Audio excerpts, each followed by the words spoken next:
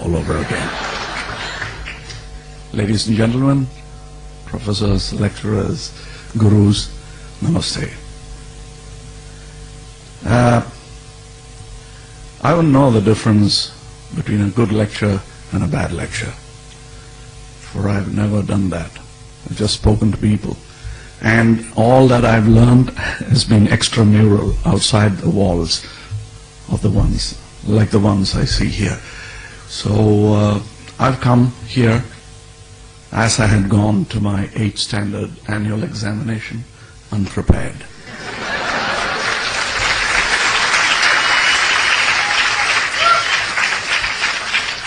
And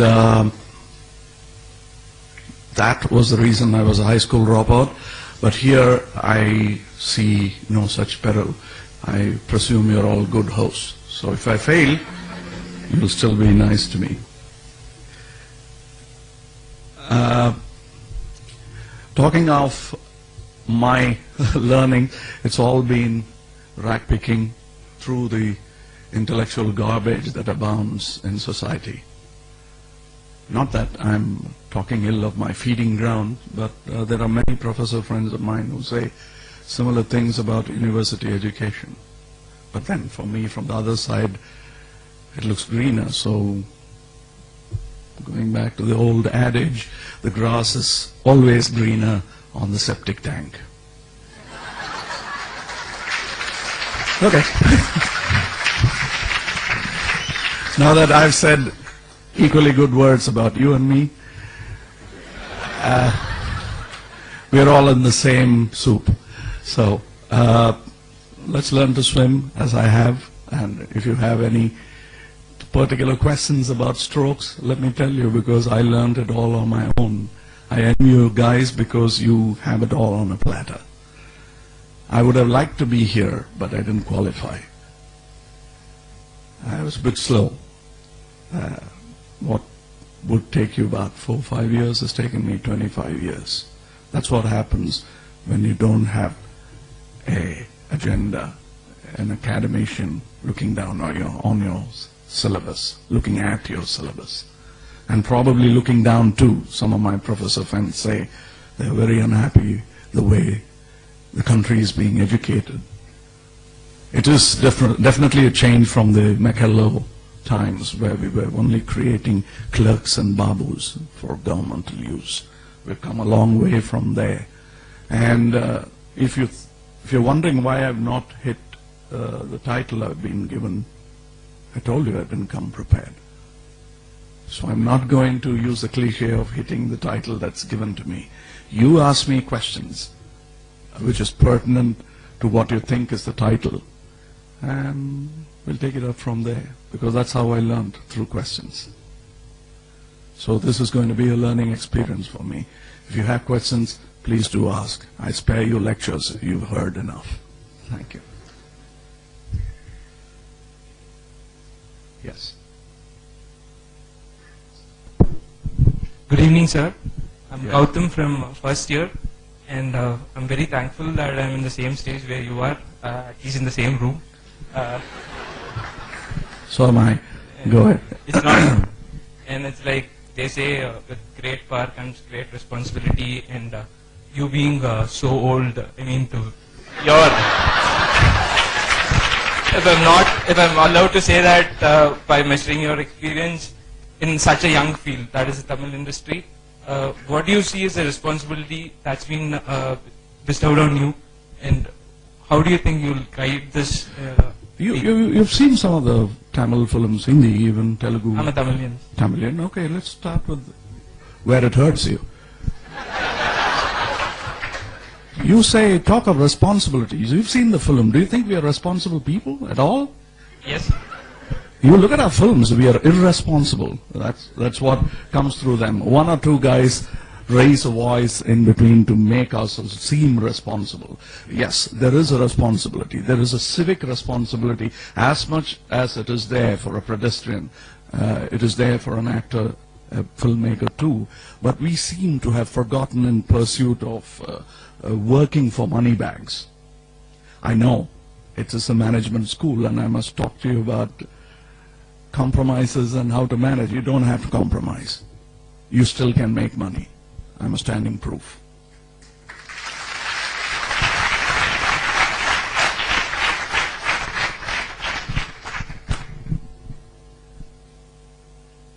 After seeing some of your movies, ranging from Appu Raja to Chachi Charbis, and I thought that someday if I get opportunity, I will ask, and this day has come. I never thought of it. Go ahead. And the question is, how, in spite being immersed in this, in so many roles, which demands different sort of emotions, how an actor like you can remain in his authentic emotions and feelings? It's exactly like how, sir, you lecture, you handle sane people like these, and then maintain your sanity too.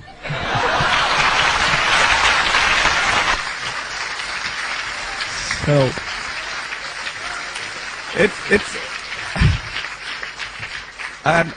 it's very, very simple. I think the characters, though people believe I live in them, I don't.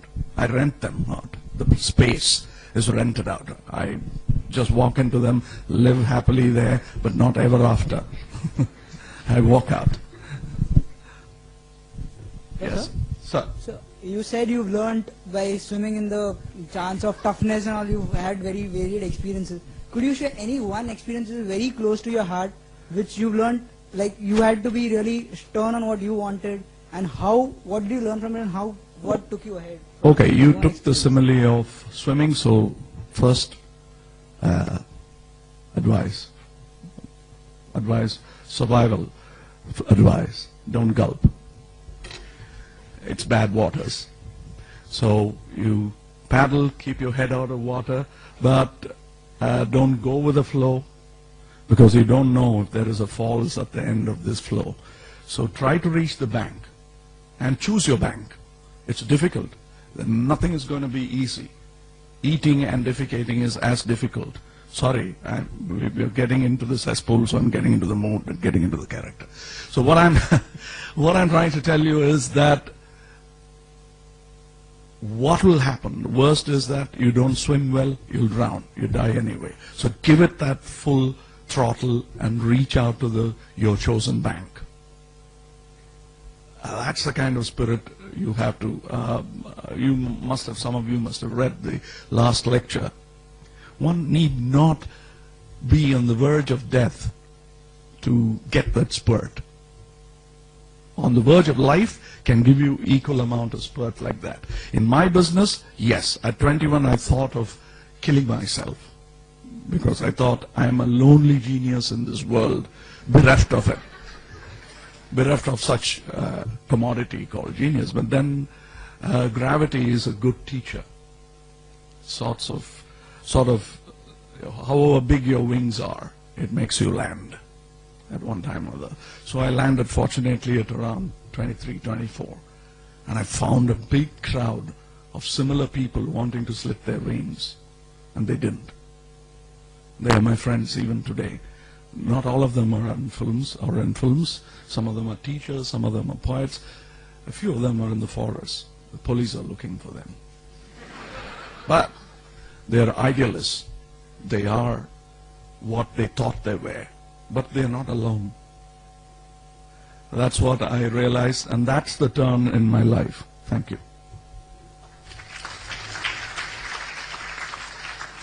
Sir, this is Krishna Prasad from Chennai. Needless to say, now I'm a Mahabaram Rasigan. I have two questions for you. Like India is a powerhouse of talent. There is so much talent in this country, but why do you think we're not able to make the kind of movies that are made in Hollywood? This is my first question. Second question is, today if you see Indian films, many of them are made purely with a commercial purpose. Like just because call sheet of an actor is available, just because you need to make masala movies with complete disregard for script or screenplay. People start making movies. What's your take on this? And do you think this is healthy for the Indian film industry? Do you think just masala is good for health? It can't be. It's just an ingredient, an additional flavor to the food. How can you forget food and feed the customer only with masala? It can't happen, and people will throw up new ideas. I know I'd like to keep this less nauseous than it's getting to be. So what I'm trying to tell you is that instead of shouting down at my peers or looking down on them, I tell you what ails them. This country, you said, is full of talents, but it's also full of followers. What we need are leaders. And what we need to understand is we are the lawmakers. We don't have to look up at the parliament or at Delhi to make our laws. Our voice will become law. It has. Look at that Gujarati gentleman. I'm a great fan of this. That's because I'm thinking ahead of my times. I'm talking about Mr. Mohandas Karamchand Gandhi.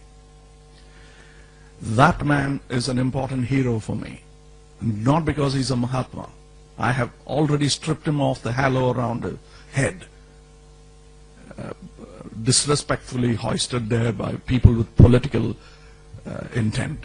I am a man, and I look at him as my peer, and I imagine what I would do if I were in his shoes today. And that's what I'm doing within my chosen small spectrum called cinema. If you think I'm arrogating myself to be something as big as Mr. Gandhi, why not? Who knows, there are 20 Kamalhasans and 10 Shivaji Ganeshans sitting here. And throw in a couple of Amitabh Bachchans and Americans, we don't know. So why should you belittle yourself and look up at the dais? I like this arrangement of the dais. It's below you.